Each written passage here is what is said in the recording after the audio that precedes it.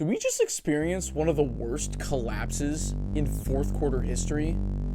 And did the Raiders possibly have the most pathetic game I've ever seen in my life? Well, that was week 7 of the 2025 NFL season for you, and I'm here, your host, Sam Gold of First and Gold, to recap all the fun details that you guys missed. What a week it was, so buckle up, strap in, and let's roll the intro. KC Karate Kid with the arrow and chop. Nobody can touch us when it's lonely at the top. All right, before we get started, guys, I just want to say thank you so much for 1,000 subscribers. If you're really enjoying this content, make sure to like and subscribe. And also comment down below what your favorite moment was from week 7 as we start with the first game, the Unk Bowl, or some people would say the Icy Hot Bowl, because this was between two quarterbacks over the age of 40. It's only happened one other time. And of course, it was Aaron Rodgers versus Joe Flacco under the lights in Cincinnati. And I thought, man, I don't think I really want to watch the Bengals anymore for the rest of the season. But this might have been one of the games of the year. And that's kind of been the mantra of the 2025 season so far. Expect the unexpected. Shout out all my Big Brother fans. So just like everybody expected, 33-31, the Bengals win the game. And I did mention last week that it could be one of those games that the Steelers, they can't stray too far away from 9-8.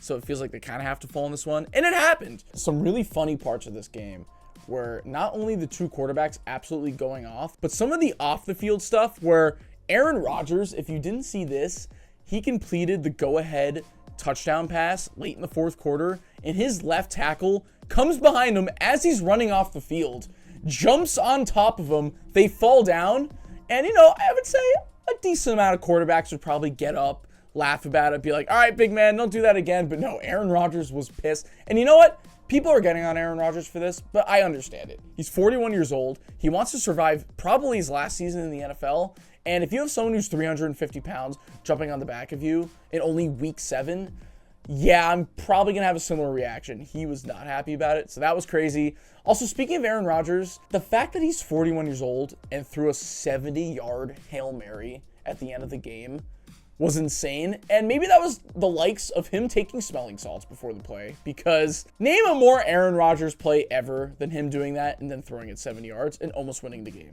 But yeah, that might end up being Joe Flacco's last great game of his career. We shall see what happens. I know Bengals fans are hyped. Ja'Marr Chase had 16 targets in this game, which is the most ever against the Steelers in their franchise's history. I think that Bengals fans have every right to be hyped. I don't know if it's going to continue. But listen, after the game, during the post-game interviews outside, Bengals fans were huddled around chanting, "Thank you, Cleveland," because, yeah, I don't know what the Browns are doing. They got the win this week, but yeah, giving Joe Flacco to the Bengals, and maybe it's playing chess just to beat the Steelers. Yeah, I don't know what you're doing, giving a guy that can put up that performance to your division opponent. All right, moving on. Okay, then we head to London. Once again, at least it's the last London game this year, but Rams beat the Jaguars 35-7. And it was funny how people were freaking out about Travis Hunter's great highlight touchdown catch, his first of his career. Congratulations. It felt like a James Harden moment because he cut the lead to 21 in that moment. So it really wasn't that big of a deal. Speaking of Jags receivers, doesn't it kind of feel like Brian Thomas Jr. and Quentin Johnston have swapped bodies this year? Quentin Johnston's pretty much doing everything we expected Brian Thomas Jr. to do. And Brian Thomas Jr. is out here dropping all these passes and having a huge sophomore slump. So I don't know what's going on. It's a backwards world. The Jags are probably one of the most overrated teams in the NFL, and that's coming from a salty Chiefs fan, but it's true because the Rams had a longer flight going into this game. They arrived to London after the Jaguars. They were missing Puka Nacua, and they still destroyed the Jaguars. So what does that say? And honestly, the fact that they did all of that while Stafford having the most quiet 5-touchdown performance I've ever seen boosts the Rams up in my rankings to be real Super Bowl contenders. So that was a crazy game. Let's move on. And then a game that wasn't as crazy, quite boring to be exact, was Panthers-Jets. The Panthers win 13-6, and one of the funniest parts of the postgame was the Panthers were so embarrassed that they only beat the Jets by 7 points that on their Twitter, they posted the final as following: final Panthers 13, comma, Jets 6, period. And I know you're saying, okay, you're just literally reading a tweet. What's the big deal? Well, anytime a team usually just tweets out the final score with like limited punctuation and no other emotion, that usually means that team lost. And the Panthers are like, yeah, we knew it was ugly. We probably should have killed them, but we're glad to be 4-3. Let's just move on and never talk about this game again. And you know what? Fine. And then on the Jets side, 0-7. Funny enough, the second time they've been 0-7 in the 2020s. That's just the Jets franchise for you. Justin Fields under 100 passing yards for the third time this season. Mind-blowing. MetLife has about 80,000 fans that can come and attend the game. Somehow they had 71,000 yesterday. Didn't seem like it. I was at the game. Over under 50K fans by December.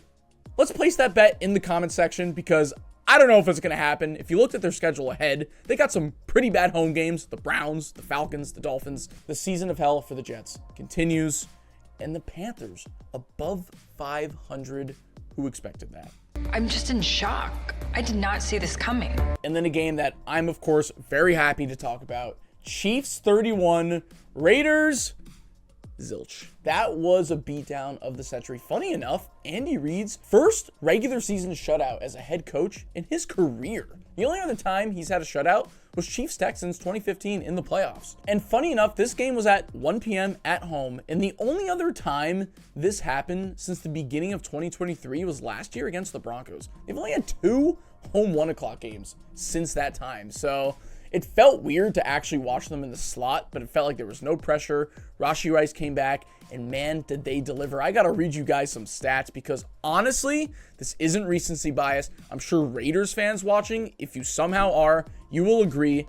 This was the worst game I've seen in Raiders franchise history, at least in my lifetime. So let's call it the 21st century because here's some embarrassing stuff. The Chiefs had more first downs than the Raiders had offensive plays. The Chiefs had 30 first downs. The Raiders had 29 offensive plays. And then the Raiders also had 3 total first downs, which is the least amount by any offense since 2000. That's before I was born. Mahomes was benched in the third quarter, and they took a knee with over 2.5 minutes to go. I've never seen this before, where both teams, with ample time left on the clock, have just agreed, let's just go home. Let's just give up. Let's just acknowledge that this game was never in anybody else's hands except for one team. And it really did feel like both teams were going in completely opposite directions the entire time. I mean, they were force-feeding Rice. Like, he just came back from war, and all he wanted to do for his whole life was play football because almost every other target was to this guy. And I get it. They want to see what this offense is like with all the pieces in place so they can actually play in their slotted areas, which leads Travis Kelce to be open, which leads Juju to be open. EGE has been trending for the Chiefs, which stands for everybody's got to eat. Now, Rashee Rice posted that on his Twitter early in the season. It caught on, it caught fire. And now that's kind of been the mantra of this offense the entire season. If you look at the stats, everybody ate on the offense. 1-for-1 so far with games with Rashee Rice. Mahomes is obviously leading the MVP conversation. This isn't just a Chiefs fan talking. I don't care for 4-3. If all are healthy, and hopefully the Josh Simmons situation gets resolved as well, I genuinely believe this might be the scariest Chiefs team in their franchise's history. I really do. Because it's right behind the 2018 offense if they keep this up. And it's a better defense than they had in 2018. You mix those together with a pissed off Mahomes who wants to win MVP. That's a recipe for hopefully another Super Bowl victory. So there you go. An embarrassment for the Raiders. As we move on to the Patriots, who went 31-13. And you could take away the starting position from Will Levis, but you can't take Will Levis out of the starting position. Once again, we get our weekly What the Hell Was That play by Cam Ward, that defensive scoop and score in their own, in their own 10-yard line or whatever it was for the Titans. But that was another total domination. The Titans actually cheered for Mike Vrabel in this game, which you rarely see because this was obviously a Vrabel revenge game coming back to Tennessee. But Titans fans don't care. Their season's over. They want to respect the guy that actually gave them relevance for so many years. Can't believe this is true. This is the first time a team has ever won 3 straight road games. So congrats to the Patriots as Drake May creeping up in the MVP conversation, and they go to 5-2. And the Bears quietly 4 straight wins And they're in this similar position. They were 4-2 last year going into week 8. But Bears fans, I know what you're thinking. Let's all just hope your week 8 at 4-2 doesn't go the same way it did last year, because that was season shifting. Big day for Rutgers football overall. Shout out Kyle Monungai, who got the starting gig at running back, scored a touchdown. Isaiah Pacheco in the Chiefs game, also Rutgers alum, got a touchdown. And then the kicker, Jude, from the Giants, not as good, but we'll talk about that later. Got some pretty bad press about his missed extra point. But yeah, just kind of a big day for relevant Rutgers football players. And overall, kind of whatever game. Congrats to the Bears for their 4th straight. All right, Eagles 28, Vikings 22. I was 1 point off of my prediction. I said 28-23. Pretty much got it right. And for all the Eagles fans and all the other fans out there, you were waiting for the perfect passing game from Hurts. And honestly, just an overall collection of consistency. And that's exactly what the Eagles brought. I mean, Hurts had a perfect passer rating. He fed A.J. Brown the ball even after he caught that second touchdown pass. He was cursing about it, and he was like, I'm finally getting the ball, whatever. Carson Wentz, I just got to talk about him for a second. He didn't have a horrible game, but I just want to say, of course, in his revenge game, playing against his former team, he goes out and throws a pick 6. I feel like that's just such perfect Carson Wentz, and honestly, I feel bad for not betting on it. And now you're kind of thinking to yourself, with J.J. McCarthy somehow slotted in the 3rd string spot on their roster, I don't know where to go with the QBs, because the Vikings have a good roster, but they're stuck in a pretty bad QB situation. And yeah, we're going to have to look and see what happens for the rest of the season.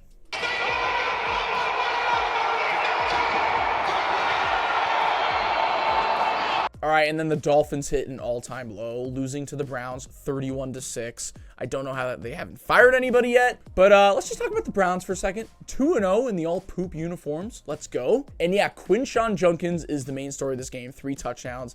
And honestly, if you just look at him, maybe it's the fact that he's wearing number 10. He kind of looks like Pacheco if he actually had good vision. Sorry, I know I'm a Chiefs fan, but I just had to say that.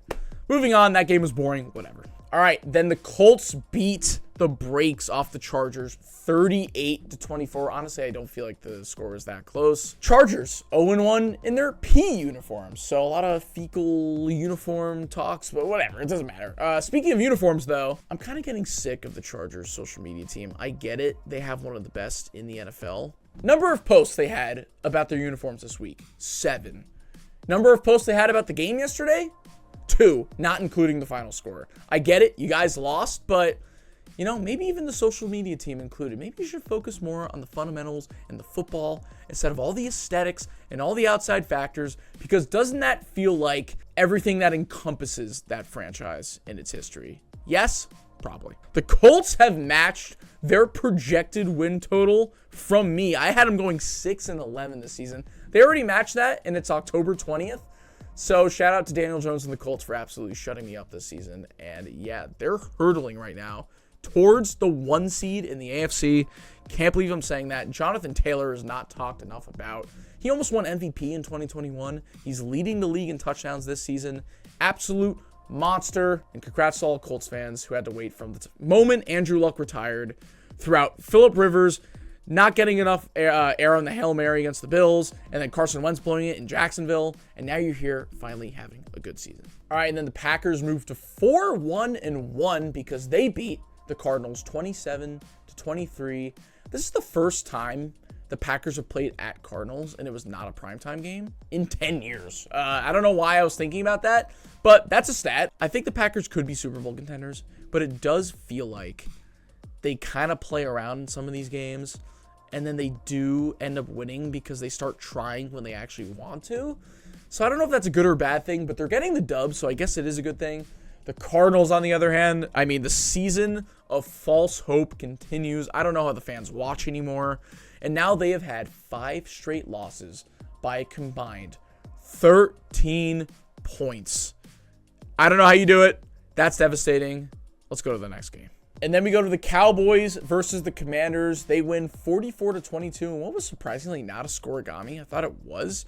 But shout out to Chiefs Raiders in 1967 for having the same score. And yeah, speaking of the Cardinals game I just talked about, Micah Parsons had his first 3-sack game of his career. And looking at the Cowboys offense, which by the way is amazing, especially now that CeeDee Lamb is back, they could really use Micah Parsons to help them out. to win more games, because if they're that scary, they could actually be a complete team.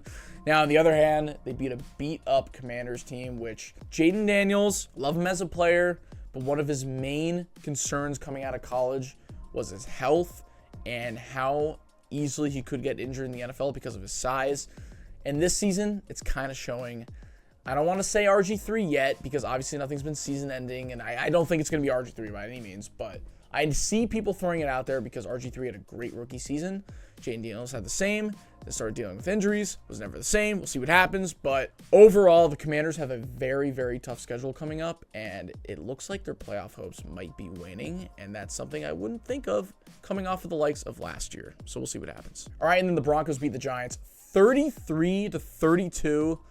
You ask yourselves, there's been a lot of great games this year. Was this the wildest game of the year so far? It might be, because the Giants were up 19-0 going into the fourth quarter, and the Broncos score 33 points in the fourth quarter.